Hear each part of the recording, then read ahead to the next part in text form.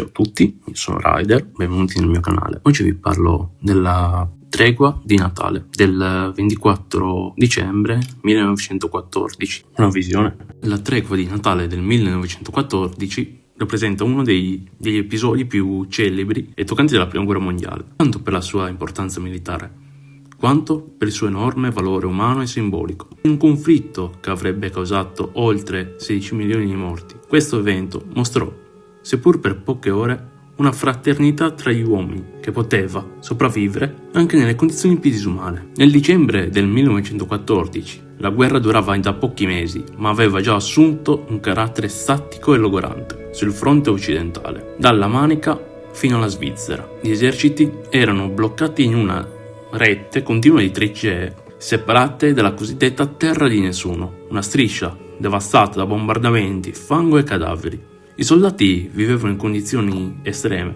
freddo intenso e pioggia continua, fango fino alle ginocchia, scarsa igiene e malattie e paura costante dell'artiglieria e dei cecchini.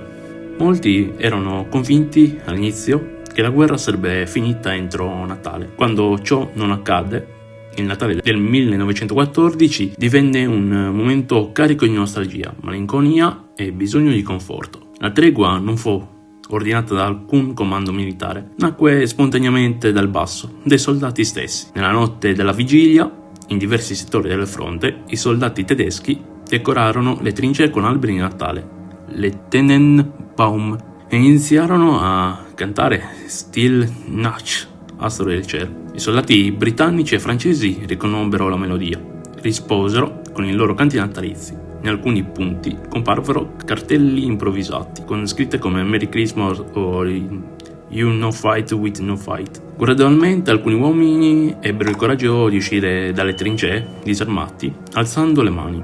Quello che normalmente era uno spazio di morte divenne per poche ore un luogo di incontro. Durante la tregua si verificarono scene che sembravano impensabili in tempo di guerra. La fraternizzazione, soldati britannici e tedeschi, e in alcuni casi francesi, ma non più di tanto.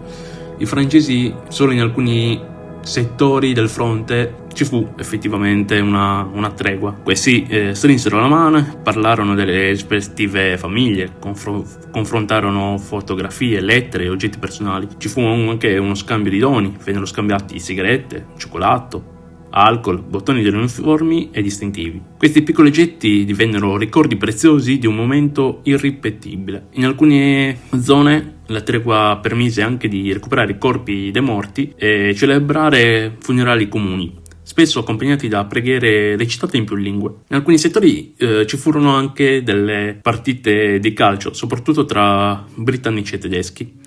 Furono improvvisate partite di calcio, anche se in seguito furono un po' mitizzate. Comunque esistono testimonianze dirette che confermano che il calcio venne realmente giocato come simbolo di normalità e condivisione. È importante chiarire che la tregua non avvenne ovunque, coinvolse soprattutto tratti del fronte anglo-tedesco e durò da poche ore fino a 1 o 2 giorni. In alcune zone gli scontri continuarono regolarmente, in altre la tregua si portasse anche oltre il Natale fino al Capodanno.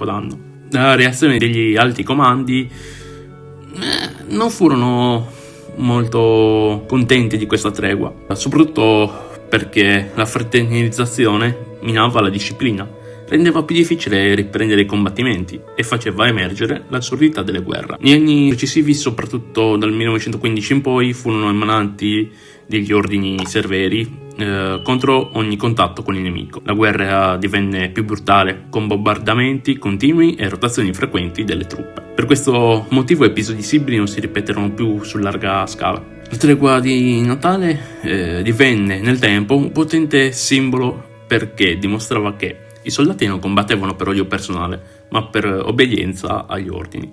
Anche nella guerra più moderna e industriale, l'unità non era del tutto cancellata e la pace, seppur fragile, era desiderata da chi combatteva in prima linea. Storici e intellettuali hanno spesso citato la tregua come prova di divario tra le volontà dei popoli e quella dei governi.